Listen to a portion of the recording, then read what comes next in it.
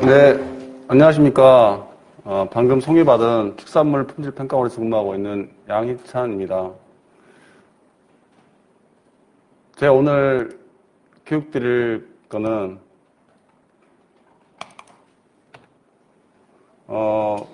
한우 사육 동향과 그리고 등급 판정 결과에 따른 사용관리 개선 사항들을 어떻게 해야 되는지 말씀을 드리겠습니다.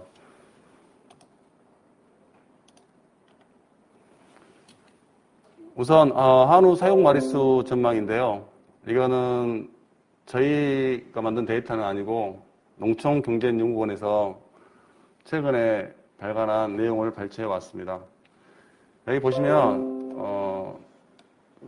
한우 사육 마리수는 전체적으로 꾸준히 우상향하는 추세입니다. 여기에서 이제 유구랑 젖소 이렇게 포함하면 현재 한 370만 원 정도 예상이 되고요. 그 다음에 가임 암소 같은 경우는 작년 1,600만 두 정도에서 1,700만 두에서 올해도 꾸준하게 상승하는 추세고, 이게 이제 정액 판매량이라든가 그리고 송아지 가격에 따라서 조금씩 유동적으로 움직이긴 하고 있습니다. 그래서 전체적으로 소 마리수는 증가하는 추세라고 알고 계시면 될 것 같습니다.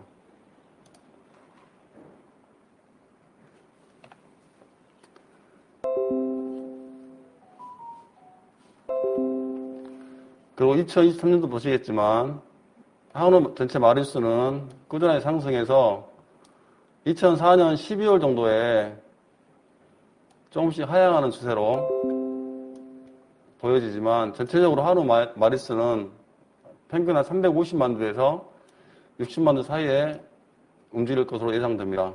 그리고 가임 암소 같은 경우도 전체적으로 1,700만 두에서 1,750만 두 사이에서 움직일 것으로 예상하고 있습니다. 다음은 한우 사육과 도축 마리수 전망인데요. 2011년부터 27년까지 이 전체 사육 마리수를 보면 280만 두에서 350만 두까지 꾸준하게 증가하는 추세고, 아까 말씀드렸던 것처럼 2024년부터 조금씩 하향되긴 하지만 전체적으로 350만 두에서 움직일 것으로 예상하고 있습니다. 그래서 2020년 320만 두에서 2024년 358만 두까지 올라가는 그래프를 보이고 있는데요.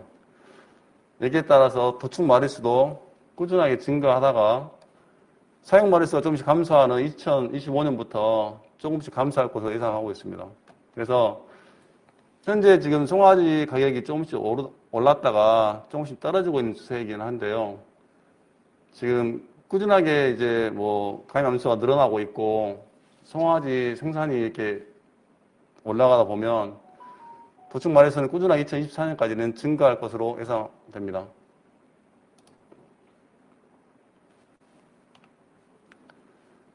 그리고 이제 주로 농가분들이 관심 많은 게 한우 도축 가격도 있지만 한우 소매 가격도 관심이 많을 거로 보는데요. 지금 현재 코로나가 계속적으로 발생되고 있고 그러다 보니까 이제 바깥에서 먹는 외식에서 먹는 소비는 조금씩 줄지 몰라도 지금 가정에서 먹는 이런 수요가 조금씩 이제 올라갔다가 지금 코로나가 조금씩 이제 계속 지속되면서 피로도가 쌓이면서 천천히 이렇게 하락하는 추세입니다. 그래서 한우 수요는 코로나 이전 수준으로 조금씩 하락할 가능성이 여전히 생존하고 있는 추세입니다. 가격은 지금 현재 도축 가격 같은 경우는 한우 거세일 경우 보통 평균 가격이 22,000원 정도 선에서 움직이고 있고요. 이거는 지금 현재 이제 도매 가격이다 보니까 가격이 좀 더 떨어질 수 있겠죠. 아무래도 이제 지방이라든가 제거하고 나서 정육이 가격이 움직이다 보니까 가격은 아마 2만 원대에서 움직일 것으로. 다음은 이제 소도체 등급 판정 부수인데요. 2020년과 21년은 잠깐 비교해 보겠습니다. 20년도 한우 도축 도수는 거의 한 76만 도 되고요. 다음 21년은 좀 더 늘어난 4.1% 늘어난 79만 도 선을 도축을 했습니다. 여기에서 한우 고세는 한 작년에 비해서 20년에 비해서 21년도에 한 5.2% 정도 상승을 했고요. 그래서 21년도 전국 그 등급 판정 부수만 설명을 드리면 21년 93만 2,208주 정도 도축이 됐는데요. 이건 작년 대비 한 4.7% 정도 증가하였고, 여기에 전남 같은 경우가 전체 등급 판정 두수의 한 15.7% 정도 차지하고 있긴 한데요. 전남도 작년에 비해서 8.2% 정도 많이 등급 판정을 받았습니다. 그래서 한우의 경우는 전남 같은 경우는 한 7.6% 정도 증가한 것으로 나타났습니다. 그 다음에 이제 한우 거세 등급별 출연율인데요. 지금 한우 거세 같은 경우는 전국 1플러스 등급 출연율 한 65.4% 정도 나오고 있고요. 이거는 전년 대비 한 1.8% 정도 증가한 것으로 나오고 있습니다. 여기서 유심히 보셔야 될 게 이제 C등급 출연율인데요. C등급 출연율 같은 경우는 올해가 작년에 비해서 이제 한 2.5% 정도 감소하게 나타나는데, 이는 저희가 등급이 조금 바뀌면서 용량이 그 단일 용량 지수 산식에서 품종, 성별로 6가지로 나눠지면서 조금씩 완화돼서 영향을 미친 것으로 판단이 됩니다. 그리고 용량 등급 같은 경우는 전국 A등급 출연율이 25.5%로 전년 대비 1.7% 정도 감소를 했고요. 이게 전남 같은 경우는 작년 대비 올해 26.4%로 0.8% 정도 감소한 것으로 나타나고 있습니다. 다음 이제 궁금하신 게 이런 부분일 것 같은데요. 이게 이제 전남도, 전라남도 전체 그 한우 고세 1플러스 등급 이상 출연율과 그 다음에 전국, 그 다음에 그 22개 시군 중에서 이제 출하두 수가 연 200두 이상 되는 그 지역으로 해서 출연율을 이렇게 뽑아봤고요. 거세 같은 경우는 작년에 전국 출연율이 65.4%입니다. 여기에 전남이 67.2%로 되어 있죠. 그러면 여기에 담양은 어느 정도 수준이냐 그러면 65.9%입니다. 그래서 평균보다는 좀 못하긴 하지만 담양보다 더 이렇게 낮은 데도 많이 있기 때문에 좀만 노력하면은 평균 이상으로 될 수 있을 거라 생각을 합니다. 그리고 이 22개 시군에서 그래도 출연율이 괜찮은 데가 영암입니다. 영암이 플러스가 75.2%로 거의 상위에 거의 1위로 랭크되어 있는 겁니다. 그래서 오늘 교육을 통해 가지고 담양도 영암처럼 출연율이 좀 이렇게 올라갔으면 하는 그런 개인적인 바람이 있습니다. 다음은 이제 그 요즘 한우 거세 출하 연령이 땡겨지면서 뭐 29개월, 30개월 많이 출하하지만 작년 데이터로 보면 지금 여기는 지금 출하 연령입니다. 출하 개월령이고 이쪽 보시면 지금 전국 같은 경우는 거의 다 이렇게 그래프는 정균표를 그리고 있긴 한데요. 거의 30개월, 31개월 선에서 출하가 많이 되고 있는 추세입니다. 전남도 마찬가지고요. 담양도 거의 이 수준에서 많이 출하가 되고 있습니다. 네, 통상적으로 이제 거의 출하율은 거의 29개월에서 31개월 선이 제일 많긴 한데 거의 30개월 선에 맞춰서 거의 출하가 되고 있는 상황입니다. 참고하시면 좋을 것 같습니다. 그리고 한우 도체등대별 출연율인데요. 지금 보시면 다 정규표지만 전남과 그 다음에 전국은 거의 비슷하게 이렇게 움직입니다. 담양은 좀 이렇게 그 430kg 미만에서 좀 더 많은 출연율이 보이긴 한데요. 이거는 전체적으로 출하 체중이 전국이나 전남에 비해서 좀 적다고 판단이 되고요. 이거를 지금 보면은 가격 같은 경우도 450에서 70 정도 가격이 많이 나오긴 한데 출하 체중을 좀 더 올릴 필요는 있을 거라고 생각이 됩니다. 그리고 가온후 것의 도체중대별 단면적을 쭉 보시면 체중이 올라갈수록 꾸준하게 상승을 하긴 합니다. 뭐 전남이든 전국이든 꾸준히 올라오고 있는 추세고요. 보통 우리가 통상 추로한 체중대가 450에서 470이라고 생각했을 때 평균 보통 담양은 98개 정도 되고요. 지금 전남이나 전국에 비해서 아주 떨어지는 건 아닙니다. 그래서 거의 비슷하게 움직이고 있고요. 오히려 전국이 좀 더 떨어지죠, 전국 평균이. 내 상위 10%에 비하면 좀 떨어질 수도 있겠죠. 근데 전체적으로 면적은 그게 적은 편이 아니다, 담양이. 이렇게 알려드립니다. 그리고 한우 것의 그 도체중대별로 국내 지방 높음포도를 보여드리면 체중이 이제 보통 꾸준하게 이제 올라갈수록 국내 지방도도 이렇게 상승한 추세가 있긴 하지만 여기 보시면 470에서 490kg 대 보면 국내 지방이 다른 구간에 비해서 좀 떨어진 걸 볼 수가 있을 거예요. 이제 이유는 이제 각자 이제 농장 분석이라든가 통해서 알 수 있겠지만 유독 이 체중대의 담양이 좀 낮습니다. 다른 체중대에 비해서. 저는 나중에 한번 다시 짚어보고요. 네, 국내 지방 같은 경우는 체중이 올라갈수록 꾸준하게 우상향하지만 기본적으로 30개월 넘어가면은 지방의 변화가 그렇게 크지 않기 때문에 오히려 더 오래 키우는 것보다는 적정한 개월수에 출하하는 것 훨씬 더 국내 지방도에 유리할 수가 있습니다. 나중에 설명을 한번 다시 드리겠습니다.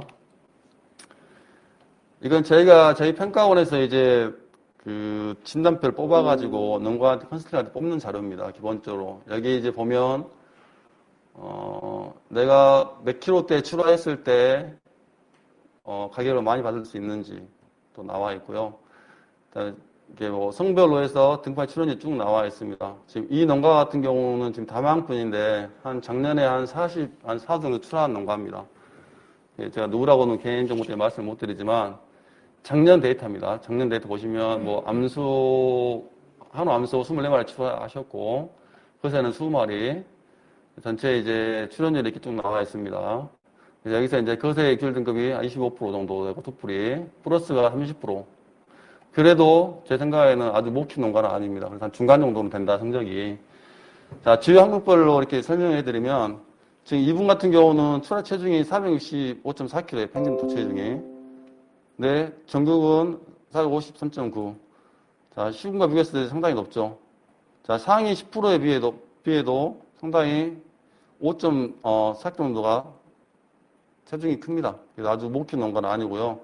등지방도 보시면 상위 10%에 비교했을 때 좀 높긴 하지만 그래도 전국 평균이라든가 시군에 비해서는 상당히 지방이 얕죠. 단면적 같은 경우는 좀 적긴 하죠. 자, 상위가 101.7개인데 10%가 이 농가는 93개밖에 안 됩니다. 보통 이 정도 체중되면 한 7, 8개 정도 평균 나와야 되는데 이분 같은 경우는 등심 단면적을 좀 개선할 필요가 있을 거라고 생각이 되고요. 국내 지방도도 상위 10%는 7.1이에요. 그러니까 이분은 그거 같아요. 손은 크게는 잘 키우십니다. 근데 전체적으로 면적도 평균 이하고 국내 지방도도 평균 이하라고 보시면 되고요. 다음에 1플러스 등급, 1플러스 B 등급 이상 출원율 같은 경우도 상위가 79.8%가 이 1플러스 B가 출연하는데 이분 같은 경우는 40% 정도밖에 출연 안 하니까 상대적으로 이 이하 등급이 많다는 소리고 AB 출원율 같은 경우 지금 전국이나 뭐 이렇게 시군에서 더 낮은 점수, 프로테이지가 나오고 있죠. 그리고 가격 같은 경우는 뭐 거의 뭐 전국이나 시군별로 이렇게 비슷한 가격이 나오지만 이 농가 상위 10%로 올라가려고 하면 더 많은 가격을 받으려고 하면 더 이런 항목들을 더 좀 올릴 필요가 있을 거라고 생각이 됩니다. 그래서 지금 이 농가 같은 경우는 1플러스 B 등급 이상 출원인데 평균 도축 개월령이 29.6개월 1억 대상으로 이렇게 파악이 되고요. 그 다음에 C등급 출원인데 소의 평균 도축 개월령은 28.8개월입니다. 이 농가 같은 경우는. 여기서 보면 알 수 있고요. 그 다음에 도체 중량 구간별 등급 판정 결과를 쭉 보시면 이건 거세입니다. 거세가 20두가 출하하셨다고 그랬죠. 거기에 주로 포진되어 있는 게 보시면 400에서 440km 정도 좀 많고, 그리고 500km 이상대가 많습니다. 보시면 많죠. 1급도가 추가됐으니까. 야, 그래서 추가 체중 늘리는 거는 아주 뭐 이렇게 안 좋지는 않다, 괜찮다. 등지방 같은 경우도 보시면 지금 500km 이상 같은 경우 15.3입니다. 3mm 정도 되고. 단면집도 보시면 꾸준하게 커지는 것 같지만 체중이 이렇게 뭐 400에서 500 되면서 꾸준하게 커질 것 같지만 이 농가 같은 경우는 보시면 500kg 이상 되면은 오히려 개수가 줄었습니다. 이건 상대적으로 지방이 두껍다 보니까 면적이 생각보다 이렇게 크게 나타나지 않는 것으로 판단이 되고요. 또 우리가 이제 후기로 갈수록 뭐 근내 지방이라든가 피하 쪽 지방이 두꺼워지는 경향을 보이기 때문에 실질적으로 이 단면적 크기는 육성이라든가 근소비육 넘어가면서 그게 결정이 된다고 생각하시면 되겠습니다. 그래서 굳이 500kg 넘게 크게 키울 게 아니라 적정 수준에서 조절한다 그러면 보통 한 480kg 정도 이쪽 선에서 키우는 게 이 농가는 좀 좋을 것 같고요. 그리고 지금 애등 같은 경우도 이 440 쪽에서 이렇게 많이 나오긴 했지만 지금 보시면은 뭐 이 선에서도 피니크 이상 거의 100%다 걸렸기 때문에 굳이 이게 적게 키워서 수치 가격을 이렇게 낮추기보다는 한 440에서 480kg대까지 크게는 500kg 이전까지는 키워두는 것도 괜찮다고 생각이 됩니다.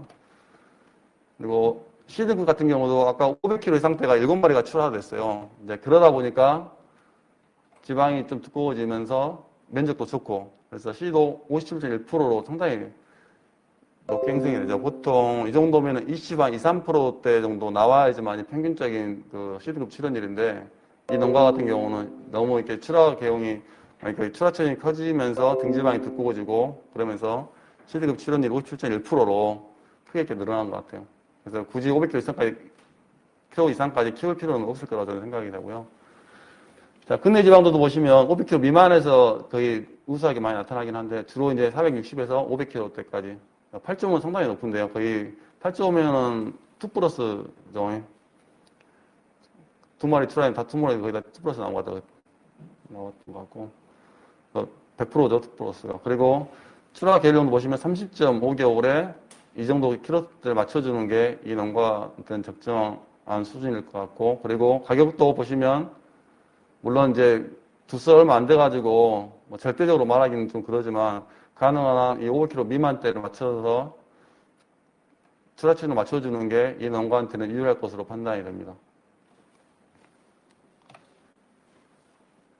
그리고 이제 도축 개월령에 따라서 등급 판정 결과 이렇게 출하하신 내역인데요. 총 거세 20마리 중에서 주로 이분 같은 경우는 28에서 29개월 정도의 출하를 많이 하시는 것 같아요. 근데 출하 초중에 아까 보면 460, 480, 뭐 450 이상대가 많이 있다 보니까 일단 소 먹이고 이런 데는 상당히 나름대로 노하우가 있으신 분인 것 같아요. 도체도 보면은 아까 상위 10%보다는 5.4kg 정도가 더 크게 이렇게 나타났잖아요. 그래서 소는 잘 먹이시는 것 같고 단지 이제 면적 같은 거 보시면 29개월에 8마리 출하하셨는데 평균 단면적이 91개밖에 안 돼요. 이거는 이 소 자체의 문제일 수 있을 것이고 아니면 뭐 이렇게 사육 방식이 잘못돼가지고 나타나는 생산은 아닐 것 같고 이제 이분이 송아지를 자가 생산하셔가지고 나온 농가인지도 파악이 돼야 될 것 같고 일단은 두 번째로 뭐 이렇게 송아지 사와가지고 비육에서 나가는 농장일 수도 있을 것 같고 이건 사전에 좀 파악을 해야 할 필요가 있을 것 같은데 유독 29개월에 출하한 소의 영양지수가 다른 데 비해서 좀 이렇게 낮게 나타났다고 볼 수가 있는데 면역도 상당히 적죠. 평균인데 이건 아마 제 생각인데 전체적으로 이제 개별 자료를 봐야 되겠지만 소 자체 자료가 어떤 소가 뭐 110개 나왔는데 어떤 소가 갑자기 하나가 낮게 나와가지고 이 평균적으로 이렇게 낮게 나오지 않나 생각이 들어요. 소를 잘못 키우신 건 아닌 것 같고요. 체크를 한번 해보면 될 것 같고 그리고 비딩 같은 경우도 보시면 지금 28개월, 9개월, 30개월 전에 이렇게 많이 주로 출하하시는데 그 출연율이 보통 한 50, 한 7, 8%나 60% 이상이 이렇게 나오고 있는 것 같은데 실질적으로 농가에서 수익가를 올리려고 그러면 거의 비등급은 90% 이상 나와줘야지만이 가격적인 면에서 메리트가 있습니다. 그래서 비등급을 좀 올려줄 필요가 있고, 시드 같은 경우도 보시면 29에 출하했을 때 37.5% 정도가 나왔는데, 평균 한 20한 2, 3% 정도 나와야 되는데, 좀 이렇게 시드급이 많은 거 보면 아무래도 폐가 지방이 좀 두껍지 않나, 이런 생각이 듭니다. 그리고 근내 지방 같은 경우도 보시면 꾸준하게 올라올 것 같지만, 실질적으로 31개월 되면, 그때 출하했던 이 세 마리가 30개월에 출하한 것보다 더 성적이 떨어집니다. 그래서 굳이 이렇게 장기 비용으로 갈 필요는 없을 것 같고, 거의 29개월에 30개월에 출하하면서 부체중 한 470kg 정도 맞춰주는 게 이 농부한테는 유리하지 않나 이런 생각이 듭니다. 그리고 뭐 가격 아까 말씀드렸고 다 설명드렸던 부분. 이제 이 진단표 같은 경우는 아마 농가에서 데이터를 수집해가지고 만들기는 좀 어려울 겁니다. 그래서 이건 저희 쪽에 데이터가 있다 보니까 뭐 필요하신 분들은 뭐 센터 통해서라든가 아니면 별도로 나중에 뭐 거세만 전문적으로 키우신 농가들은 별도로 교육 받으셔가지고 이 진단표 가지고 사용관리랑 매칭 시켜서 어떤 게 문제인지를 파악해 오면 더 좋은 교육이 될 것 같습니다. 그러면 이제 사양관리 부분 설명드리겠습니다. 이거는 뭐 제 개인적인 이야기일 수도 있고, 그리고 통상적으로 이제 나와 있는 이야기일 수 있는데, 제가 이제 강조하고 싶은 거는 이겁니다.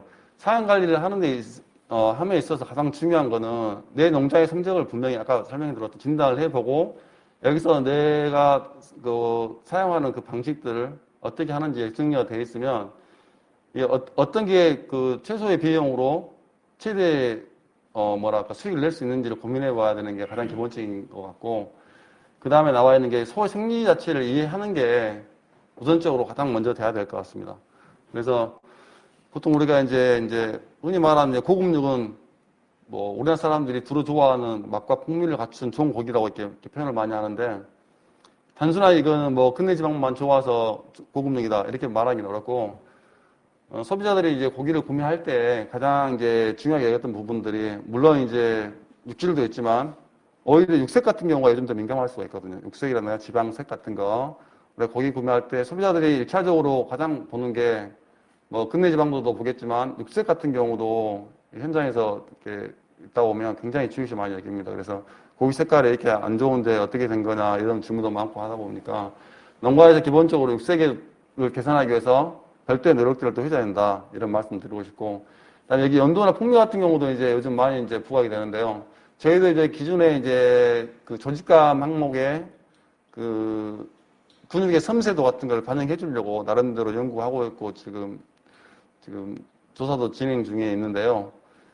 농가에도 보면 이제 그것의 시기에 따라서 조금씩 이게 근육결 자체가 뭐 굳고 가늘고 막 이런 게 있고, 근세무 자체가 이제 굵은 상태에서 근내 지방이 침착하다 보면 아무래도 결이 이렇게 굵다 보니까 이렇게 연도라든가 아니면 기본적으로 그 섬세도에서는 좀 이렇게 안 좋은 영향을 미칠 수 있겠죠. 그래서 그런 부분들도 좀 농가에서 사양 관리하실 때 좀 고려해야 하지 않나. 그래서 이 전반적으로 이런 것들이 잘 이렇게 좋은 것들이 앞으로는 고급육 개념이라고 이렇게 이해하시면 될 것 같고요. 그래서 육수뿐만 아니라 근대 전공뿐만 아니라 육색이라든가 전체로 이런 것들도 신경을 좀 써줘야 된다고 말씀드리고 싶어요. 그리고 처음 말씀드렸지만 사양관리라는 게 동물의 뭐 소화생리라든가 소의 산 특성, 그다음에 뭐 품종별로 아니면 성별로 배록 특성 같은 거, 그리고 암소와 것의 비육 이런 차이, 생리 이런 것들 기본적으로 이해를 하시고 과학적으로 이렇게 접근해야 되는 게 사양관리라고 저는 말씀드리고 싶습니다.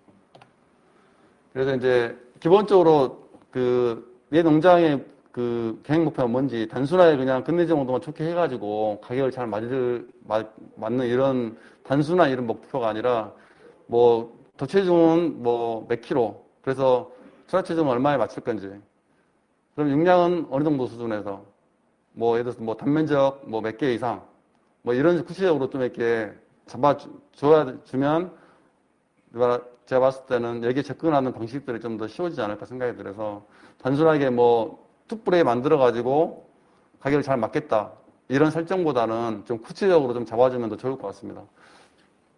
그리고 두 번째로 적을 알고 나를 하면 백전백승이라는 게 말이 있지 않습니까? 기본적으로 농가에서 노력하고 있는 이런 각고의 노력들이 결국은 등급의 하나로 이렇게 귀결이 되는데요. 아직도 등판의 기준을 잘 모르시는 분이 많아요. 그래서 저희가 요즘은 이제 기준 교육을 많이 안 하지만 초창기 때는 되게 많이 했어요. 그래서 기준을 잘 모르시고 그냥 소만 잘 키우면 된다고 생각하시는데 기본적으로 기준을 알아야지 만약에 거기에 그 등급하는 항목별로 나와 있는 그 세세한 항목들을 정확히 파악을 해서 어떻게 계산할 건지 그런 답이 나오거든요. 그래서 이 시간을 빌어서 말씀드리면 저희 평가원을 좀 많이 활용해가지고 이런 부분들은 뭐 자료 분석이라든가 아니면 이런 뭐랄까 그 전체적인 이렇게 판정 흐름 같은 거 그래서 이런 항목들이 어떻게 하면 개선이 될까 이런 것들을 좀 많이 이렇게 들었으면 좋겠다는 말씀을 드립니다. 그래서 기준은 분명히 명확히 알아야 된다. 그래서 이 기준을 가지고 어떻게 활용할 것인지 연구원들이 고려를 해야 된다고 말씀드립니다. 그리고 마지막 셋째는 소화생님이 비육생님은 뭐 저보다 더 잘하고 계실 것 같은데 소는 이제 4개 중에서 제 1, 2가 반추이지 않습니까? 결국 반추위는 뭐 거대한 발효제라고 이렇게 말씀 많이 하시는데 미생물이 성장할 수 있는 최적의 환경들을 만들어줘야 되는 거죠. 그래서 뭐 흔히 말하는 우리가 그 반추위에서 휘발성 지방산 생산해서 휘발성 지방산을 효과적으로 소가 이용해서 살이 찌는 이런 건데요. 이런 건 생리를 좀 알아야지만이 이게 뭐 전분을 분해하는 미생물이 더 많구나. 그랬을 경우에 뭐 근대집에 침착되는구나. 이런 것들을 좀 알아야지만이 혹시 사양 관리를 더 잘 개선할 수 있을 까 생각이 되고요. 보통 이제 송아지 같은 경우는 뭐 6개월, 뭐 요즘 뭐 7, 8일까지 송아지라고 하긴 하는데요. 보통 6개월 넘어가면 보통 중송아지라고 많이 부르죠.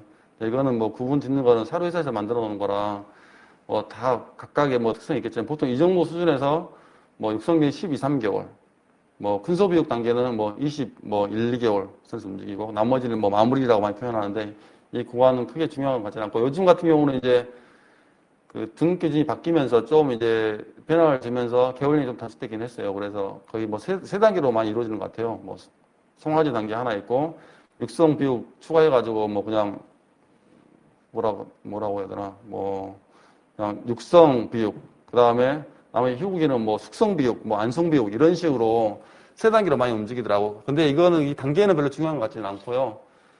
전체적으로 이제 소들이 형태가 변하고 뭐 이렇게 사료량이 늘어나면 조금씩 이제 그게 사료 교체 시기라고 저는 판단이 되는데 그런 시기들을 누가 나름대로 특성에 맞춰가지고 잡아주는 게 굉장히 중요하다고 생각을 해요. 그래서 이 사육 단계별로 영양소를 어떻게 가져갈 건가? 이거는 농가분들이 그 자가배배 하지 않는 이상은 굳이 신경 쓸 이유는 없죠.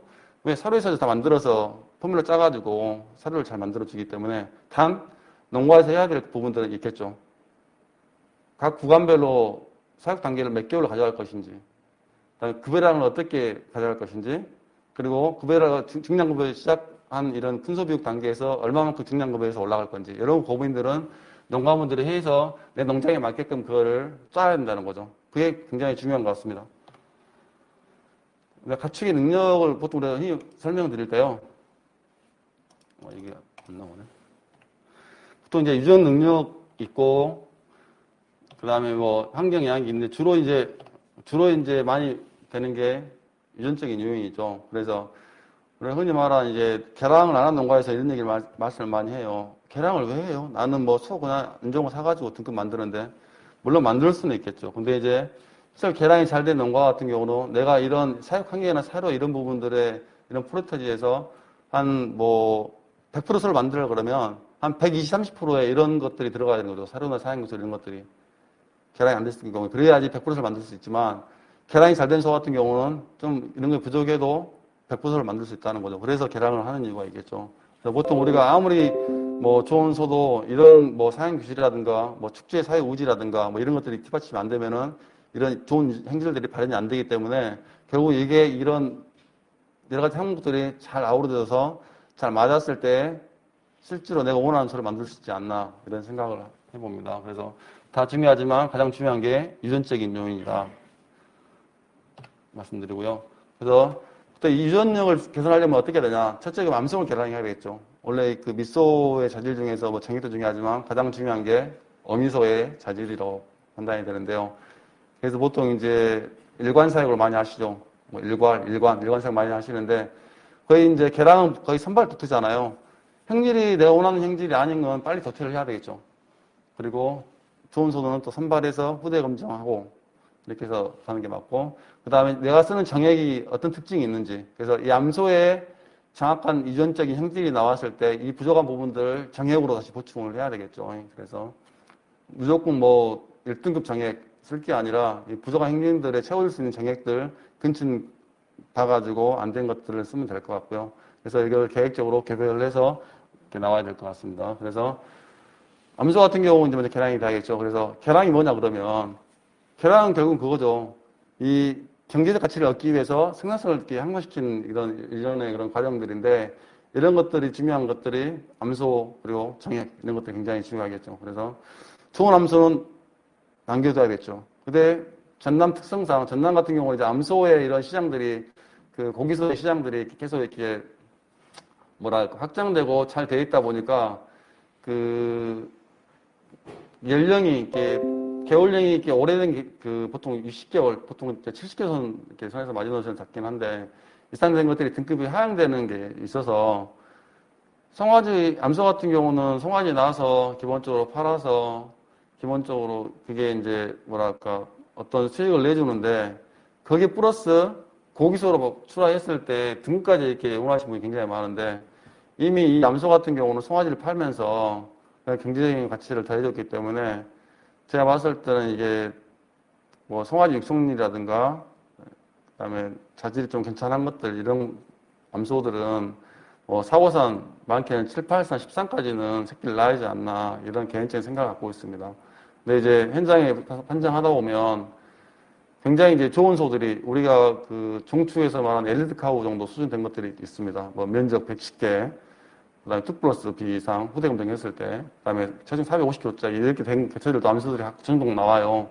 보통 한 30개월, 34개월, 5개월 전에 나오는데 물론 이제 그 소가 정부가 안 돼가지고 비육으로 해서 나오는 경우가 있겠지만 그 외에 반대적으로 그냥 등급을 받기 위해서 그렇게 나온 소들이 있었을 때 굉장히 안타까움이 개인적으로 많이 드는 그런 과정들이 있었는데요. 그 후대 검증해서 개체들이 뭐 괜찮거나 아니면 전체적으로 자질이 좋은 것들은 본식으로 계속 공용해서 뭐 5산, 6산, 7산, 8산으로 나와야 되지 않을까 이렇게 생각이 됩니다. 그래서 좋은 암소는 무조건 본식으로 이용해야 된다고 말씀드립니다. 캠페인 특징이 있는데요. 이거는 뭐 초음식 계량협회나 이렇게 뭐 가축 계량 사업소 들어가면 뭐 다 잘 나와 있는 내용인데요. 현재 보증 실수소 같은 경우는 1463번까지 나와 있는 것 같아요. 뭐 이게 최근 자료가 아니어서 좀 더 나올 수 있긴 하겠지만 거기서 이게 뭐 등체, 육질, 뭐 등급 이렇게 각 이게 행질별로 나눠져 있긴 한데 내 농장의 성적이 정확히 파악이 되고 문제점이 파악이 되면 아 우리 소는 육질이 잘 나오고 등심성이 괜찮은데 등치가 잘 안 돼. 그럼 등치형으로 해가지고 정형을 선정해서 암소의 종분으로 시키면 되겠죠. 그다음에 뭐 나는 뭐 그냥 뭐 육질 다 필요 없어. 그냥 등심이 좀 컸으면 좋겠다. 그럼 여기서 등심형 골라가지고 정액을 사용하면 되겠죠. 그래서 이렇게 해서 내 농장에 뭐가 부족한지 정확히 파악하셔가지고 정액 선정을 해야 된다. 그러기 위해서는 내가 쓰는 정액이 무조건 송사한테 맡길 게 아니라 직접 어떤 정액이 들어가는지 이 정액의 이런 성적이라든가 그다음에 이런 특징들이 요즘은 뭐 인터넷이나 아니면 그 실수 정보 같은 게 잘 되어 있습니다. 웹 같은 거 봐서 다 나와 있는데 한번 유심히 보는 것도 제가 봤을 때 괜찮을 것 같습니다. 그래서 요즘에 계량이 거의 보편화되어 있고 많이 하다 보니까 농장분들이 더 많이 아는 것 같긴 한데요. 그게 신경 써가지고 정액을 선점을 해야 된다 말씀드리고 그래서 계획부에 나와 있는데요.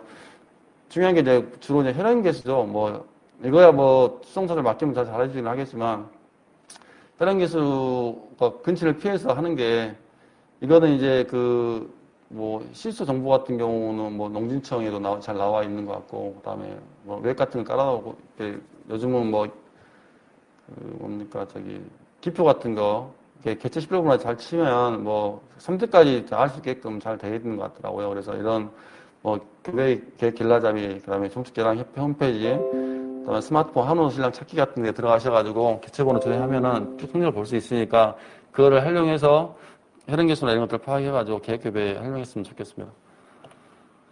그래서 이제 이렇게 이제 이런 개체의 이제 특징들이 이렇게 나와 있긴 한데요.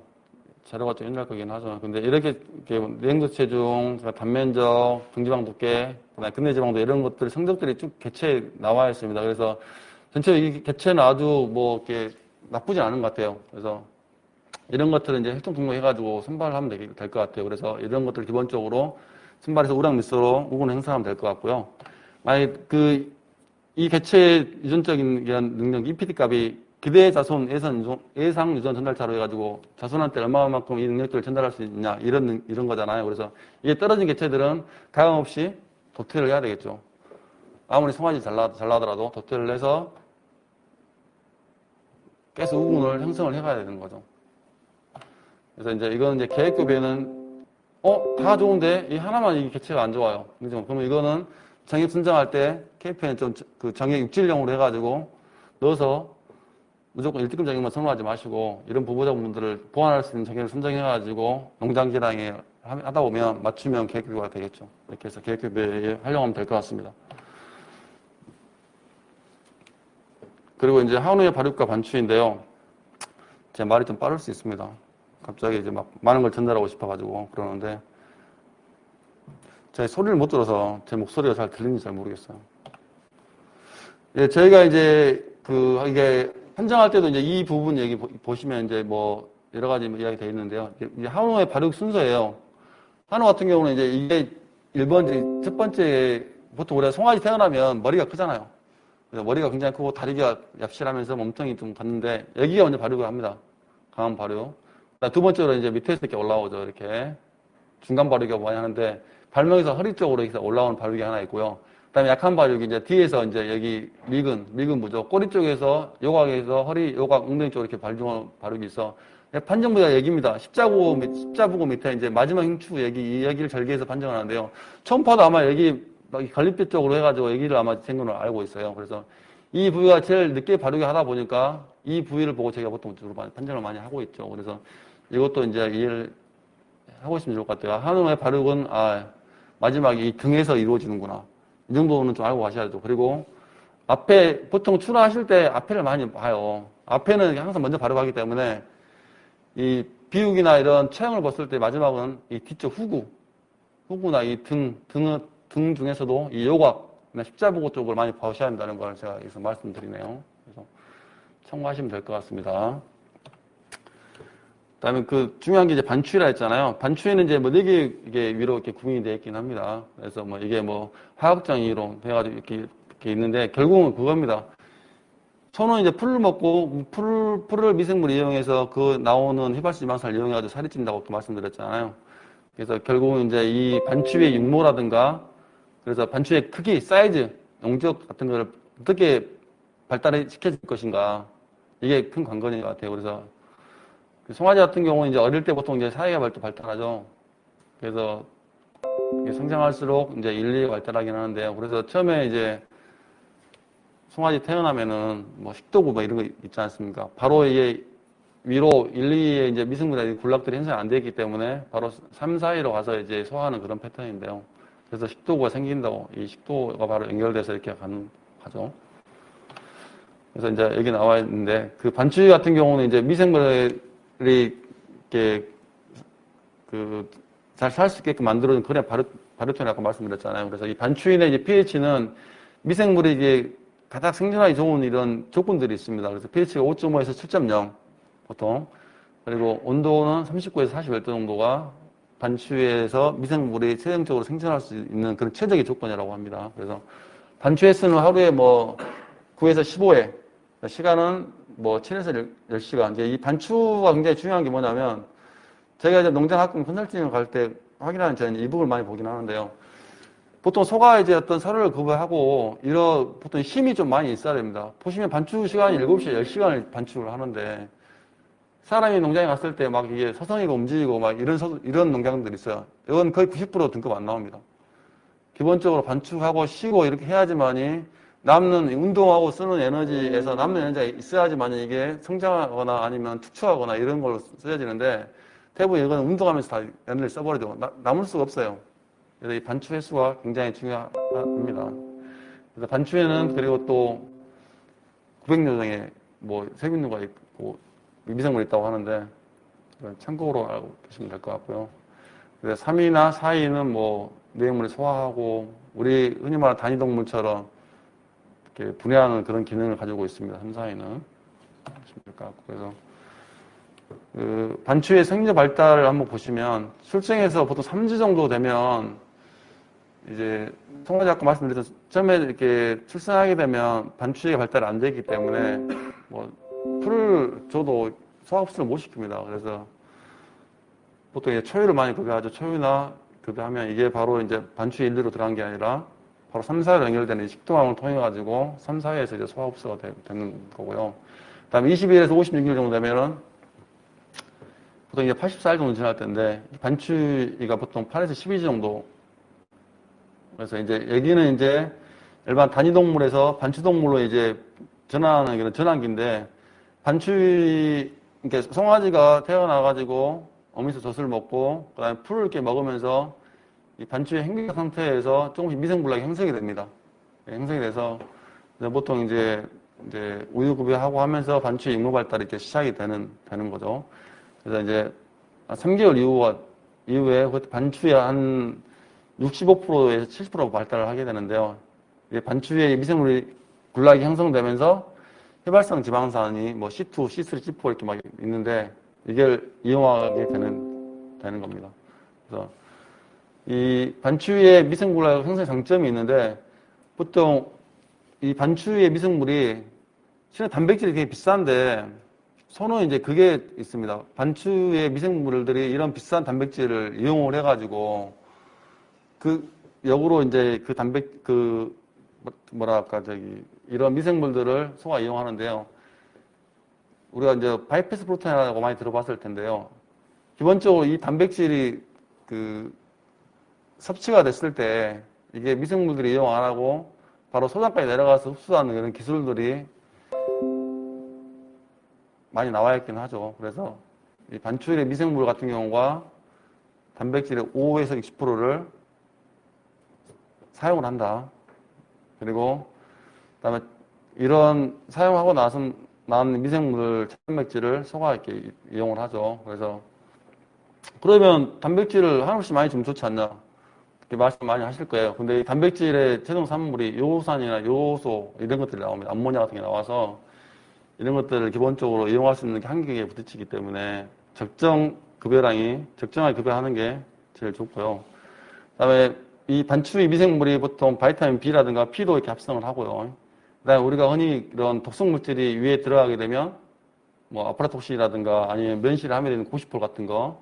그다음 대두 같은 경우도 이게 생으로 급여하면은 독성 물질 있잖아요. 그래서 뭐 가열해가지고 하든지 이렇게 하시는데 이런 독성 물질 들어가면 이 해독하는 효과가 또 반추가 있습니다. 그다음에 사료류 같은 경우도 보시면 위에 미생물이 휘발성만 생산해서 결국 이 반추위의 육모 발달까지 촉진을 하게 되고요. 그래서 이 육모가 발달해야지만이 전체적으로 대사 기능도 한진되고 소가 잘 키울 수 있습니다. 그래서 소화율과 뭐 이렇게 섭취량과 이렇게 흡수를 많이 따지는데 실제로 소가 뭐 적게 먹어도 소화 흡수만 잘 시켜주고 하면 소는 분명히 잘 큰다고 저는 생각을 하거든요. 그래서 이 육모 발달이 굉장히 중요하다. 그러기 위해서 반추의 미생군락을 잘 형성을 시켜줘야 된다. 이렇게 말씀드리고 싶고요. 그럼 단점이 뭐냐? 아까 말씀드린 겁니다. 이 비싼 단백질을 미생물이 활용하는 게 좀 비경제적이죠. 그 다음에 아까 말한 이걸 예방해서 바이패스 프로테인, 뭐 단백질 코팅한다든가 여기에 뭐 전지를 가열한다든가 뭐 포르말데하이드 처리된 대두 같은 거 급여한다든가 이런 방법들이 있긴 하죠. 그래서 이제 우리가 약품을 이렇게 소가 아팠을 때 약품을 구비했을 때 경구로 구비했을 때는 치료가 힘든 경우가 많습니다. 그래서 뭐 피하라든가 공투사를 많이 하게 되고요. 그다음에 농사료 같은 거 많이 급여하게 되면 채용산물 젖산이 나오다 보니까 이 젖산이 또 많이 위에 쌓이게 되면 화산증이 걸리고 또 화산증이 걸리다 보면 이런 밀백이 혈고하다 보면 또 일위부정각화증 같은 이런 질병들도 생기게 될 수 있죠. 그래서 단점이 있고 그래서 송아지 반추의 생리적 발육 특성인데요. 아까 이 뭐 주별로 나눠서 잠깐 보여드리겠지만 이 아까 12주 됐을 때 반추의 보통 한 64% 정도 거의 성우 수준으로 발달하는 게 8주입니다. 8주. 이 전에는 거의 뭐 그 반추의 발달에 미비하죠. 그래서 보통 이제 송아지 보통 이제 낳았을 때 보통 이제 나중에 나오겠지만 그 초유 급여하고 그다음에 바로 이제 뭐 송아지 사료 같이 급여해가지고 이렇게 올라왔을 때 이 육모 발달이 굉장히 좋았다는 걸 나중에 제가 말씀을 한번 드리겠습니다. 그래서 태어나면 거의 뭐 현기 상태의 반추가 있기 때문에 뭐 휘발유 지방산도 없을 거고 미생물도 거의 없겠죠. 그래서 이게 사료 조금씩 급여하면서 미생물이 이제 생기게 되고요. 8주 되면 거의 성분랑 비슷한 수준의 미생물 군락이 형성이 된다고 그래요. 그래서 송아지 때가 굉장히 중요하다, 반추의 발달은. 그래서 송아지 때 관리를 좀 더 신경 써서 해야 된다고 말씀드립니다. 그리고 이제 그 타액 생산의 중요성인데요. 그 타액 생산은 그 반추동물의 생산성이랑 크게 좌우가 됩니다. 그래서 우리가 반추하면서 타액이 만들어지면서 뭐 유해 산도도 조절하고 뭐 폭파작용도 하고 막 이렇게 있잖아요. 그래서 타액의 기능이 굉장히 중요한데 타액은 일단 사료가 입으로 들어가면 사료를 좀 이렇게 부드럽게 만들어주죠. 그리고 삼키 순상처를 만들어서 점액과 같은 역할을 수행하고요. 그 다음에 아까 말한 완충의 역할을 해서 체질계 수분 팽형을 유지하게 되고, 그 다음에 고창증 예방 기능이 있고, 그리고 그 공유나 이런 것도 비교했을 때 타액이 보통 한 7에서 110m 나온다고 그러고요. 조사료 같은 경우는 좀 더 반추 시간이 길다 보니까 타액 행성이 더 많겠죠. 그래서 한 90에서 190m 정도 분비가 됩니다. 그래서 평균 타액은 한 125에서 150m 정도가 분비가 된다고 합니다. 반추의 수소이온 농도와 조성물 소화율인데요. 반추의 pH가 이제 낮은 경우나 높은 경우가 있을 수 있는데 pH가 6.8 정도 이렇게 높게 되면 조성산은 50% 정도 되고요. 이게 pH가 떨어지면 떨어질수록 소화율은 떨어집니다. 그래서 반추의 pH도 조성물 소화율에 영향을 미치니까 관리를 좀 해야 되겠죠. 반추에 있는 이제 미생물이 여러 가지가 있는데, 이게 이제 섬유소를 분해하는 미생물이 있을 것이고, 뭐 전분질을 분해하는 미생물이 이렇게 있을 수 있는데요. 섬유소는 보통 셀룰로스가 많이 말씀드리는데, 섬유소 분해 요소는 이제 셀룰라제, 반추 미생물이 생산하는 셀룰라제를 통해서 이제 분해가 되는 거죠. 사람은 실적으로 풀 먹으면 소화를 못 시킵니다. 예, 셀룰라제가 없습니다, 사람이. 그래서, 근데 소는 이제 이 미생물이 생산하는 셀룰라제가 섬유소를 분해를 하기 때문에 그 섬유소 풀을 이용해가지고 소화에 이용하게 되는 거죠. 이 섬유소 분해 미생물은 사람들이 굉장히 민감합니다. 그래서 pH가 급격히 떨어지면 어때요? 미생물이 많이 없겠죠. 그러다 보면 성장률에 영향을 미칠 수 있습니다. 그래서 pH가 더 떨어지면 이제 아까 말한 산 중독증이나 고창증, 연변 설사 같은 거 이런 거 발생하게 되고요. 그래서 섬유소 분해 미생물은 초산 생성이 굉장히 중요합니다. 초산 같은 경우는 이제 보통 젖소에서 그래서 풀 같은 거 많이 급여하잖아요. 섬유소 같은 거. 이게 이제 유지방 생산이 중요하기 때문에 많이 급여하게 되죠. 그래서 유량이 많으려 그러면 기본적으로 섬유소를 분해하는 미생물들이 많아야 된다. 그래야지 유지방이 많이 생성이 됩니다. 다음에 전분을 분해하는 미생물인데요. 전분 분해 미생물은 기본적으로 산도에 좀 덜 민감합니다. 아까는 그 섬유소 같은 경우는 뭐 6.0만 돼도 이렇게 많이 활성이 안 됐잖아요. 전분은 이제 pH가 5.5 정도 떨어져도 이용성이 좋습니다. 충분히 이용할 수 있고, 그리고 기본적으로 이제 이런 거 있죠. 전분 같은 경우는 이제 프로피온산을 발효시키는 미생물 생성을 많이 하는데요. 이 프로피온산 같은 경우는 우리가 흔히 말하는 체지방, 우리가 흔히 말하는 근내지방이라고 많이 표현하고 막 이렇게 하는데, 피하지방 이런 것들을 생성하는데 이 미생물이 이용이 되죠. 그래서 이제 이 섬유소 분해 미생물 부족했을 경우는 젖산이 축적돼서 산 중독을 초래할 수 있고요. 배합수를 가다 급여했을 때, 배합수를 하루에 뭐 2번만 준다든가 이런 경우 소화 많이 먹게 되겠죠. 그런 경우는 pH가 많이 떨어져서 젖산이 축적돼가지고 적정 산도를 형성하기가 좀 어려워집니다. 여기 나와 있는데요. 반추의 pH가 이게 있으면 사료를 한 번 급여한 거랑 2번 급여한 거랑 3번 급여한 거랑 차이가 좀 있을 겁니다. 그래서 서로 이렇게 여러 번 급여한 것들은 서로가 적정하게 이렇게 조금씩 먹기 때문에 pH 산도가 일정하게 유지가 돼요. 근데 이제 사료를 한 번만 준다 그러면 소도 그럴 거 아니에요. 먹고 살아야 되니까 한 번 줬을 때 멍청 먹는단 말이죠. 그러다 보면 pH가 뚝 떨어지죠. 아까 말한 것처럼 pH가 떨어지면 어떤 현상이 있었죠? 섬유소 분해한 미생물들의 형성이 잘 안 되는 거죠. 많이 없겠죠. 그래서 풀 구배에도 소화를 못 시켜요. 쉽게 말하면. 근데 그래서 가능한 이렇게 3번보다 4번이 좋겠지만 거의 하루에 보통 이제 2번 많이 주시죠. 뭐 7시, 8시에 한 번 주고 오후에 4시에 한 번 이렇게 많이 주시는데 근데 3번 준 데도 있고 그래요. 뭐 3번. 뭐 7시, 뭐 11시, 뭐 4시 이렇게 주는 분도 있는데 가능한 이렇게 여러 번 주는 게 좋긴 하지만 이거는 농장의 경영 방식에 맞춰가지고 주는데 한 번은 아니다.